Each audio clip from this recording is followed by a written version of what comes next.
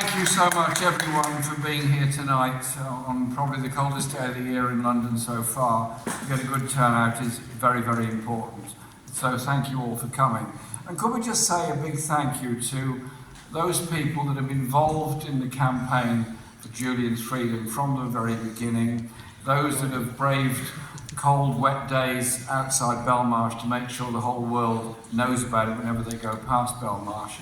And of course to Stella and all the campaign for their incredible work, determination and the principles that they brought to this campaign. Thank you very much.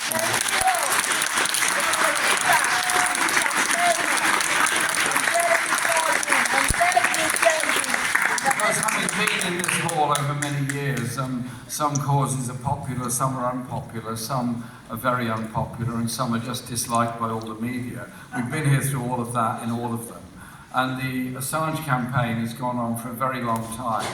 And I suspect whatever happens on day X is going to be going on for quite a long time after that. So be prepared to get to know each other very, very well.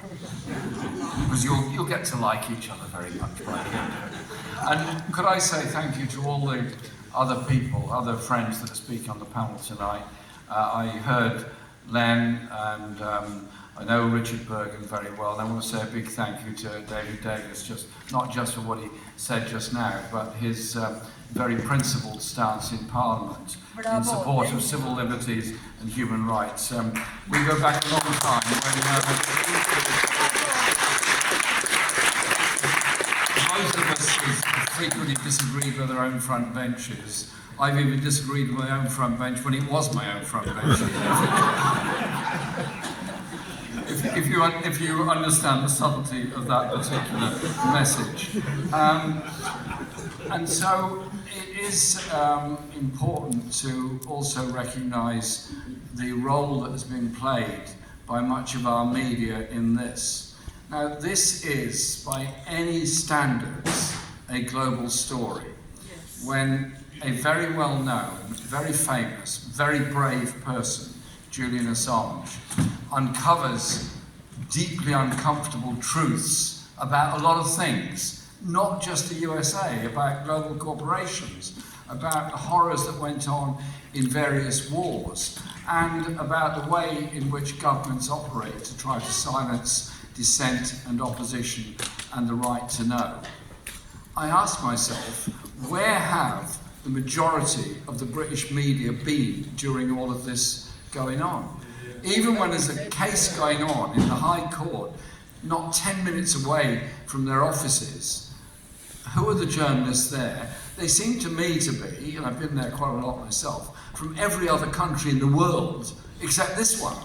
I mean, is it the problem they have over transport around London? I don't know. But I just hope that when we're there in February, there is going to be serious, detailed, and extensive coverage of this absolutely crucial trial, because it matters to all of us. It's not whether you agree with or disagree with US policy on Guantanamo Bay, agree, Iraq, Afghanistan, and so on. You do need to know what is being done in your name. Yes. You do need to know how those decisions are made. You do need to know what the consequences of those decisions are. And when David and I went to the USA in 2015 in support of people in Guantanamo Bay, we had a lot of very interesting meetings with people in the House and in the Senate, and it was fascinating actually to watch the workings of it. And we journeyed from office to office around the Senate building and the Congress building. And then we got to a meeting with John McCain. I must say I was looking forward to this one with some interest, but also a bit of trepidation. The only image I ever had of John McCain was him on television during the presidential campaign. And he came into the meeting. He looked a bit grumpy, to be quite honest, but then he had good reason to be, because we later knew about his condition. He then spent about 10 minutes with a total diatribe against President Obama. So, okay. And then somebody whispered to me, "Don't worry about it. He does this every morning. It's how he clears his throat, how he gets ready for the day." And then he settled down, and we had a very good conversation. I hadn't said anything during this at all because I was advised that my friends such as David, who have more military experience than I do, shall we say, should engage with John and see how it went. And then he looked at me and said, "Why haven't you said anything?" I said, "Oh, I was speaking to the experts." He said, "Oh, come on, you must have some opinions." And then he looked down a crib sheet he got in front of him about my political activities and record. And then he paused and he looks at me and he said, "Mr. Corbyn, you've got quite a record." I said, "Well, does that affect your judgment?" And they said, "No, not at all. I want to hear what you've got to say about Guantanamo." And we got onto that. And so here was a right-wing American politician who had been in the Vietnam War, Republican candidate and so on, lots and lots and hundreds of things I would totally disagree with, quite prepared to agree with this very broad platform of British politicians that had come about why Guantanamo Bay was a horrible and is a horrible and evil place, and that nobody should be sent there. There should always be a process of fair, open trials for everybody all over the world. If he can do that, why can't Biden and why can't all the others where Julian Assange is concerned as well? That surely is a message we have to be able to put forward here today. And so I want to just add to this really by saying that this is about the role of journalism in the world.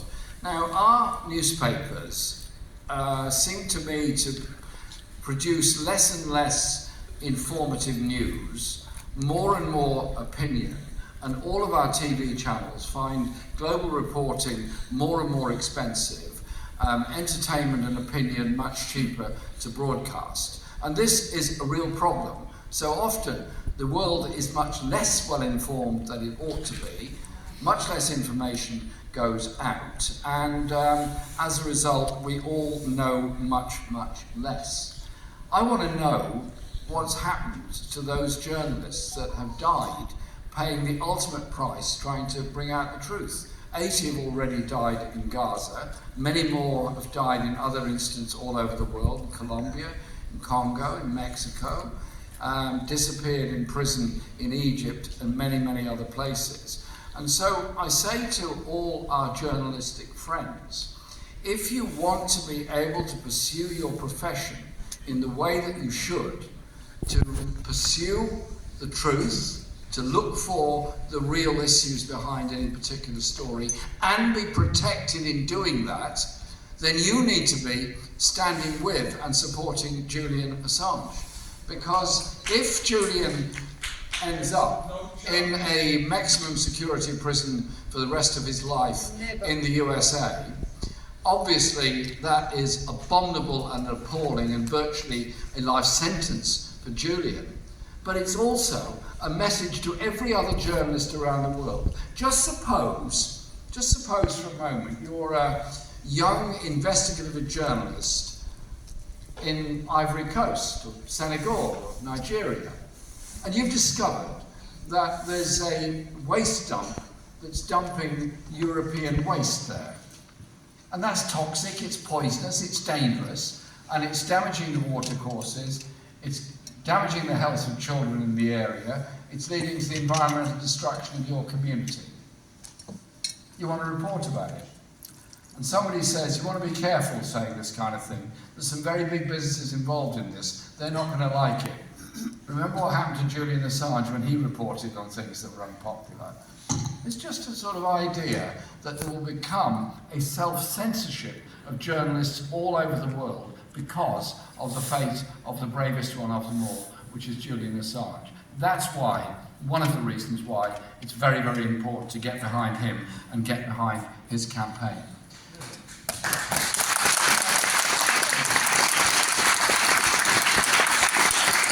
We have gained international support for Julian in lots of places. In Australia, where he comes from, in this country. There's a lot of people giving support, not so much in Parliament, but there's an awful lot of people around the country. We've raised the issue in the Council of Europe, which I'm a member of, and we'll be raising it again next week when there's a session in Strasbourg, and we'll be having events in support of Julian there. But other countries have also come out in support, and I was in Mexico last year, and I went to the daily media conference of the President Lopez Obrador. He invited me to come along as a guest to, he has a press conference for an hour and a half every morning on live television. It starts at 6 in the morning, but it usually runs much more than an hour and a half, sometimes 3 hours. He has a lot to say. He just said to me, would you like to say anything? And so I said a number of things, but one of them was to thank him for speaking out to the US President about Julian Assange. And then he repeated at some length, in some detail, how Mexico had consistently raised the issue both with President Trump and with President Biden, how he had already offered that if it was needed, Julian Assange would always be welcome in Mexico and be given permanent resident citizenship if that's what he wanted.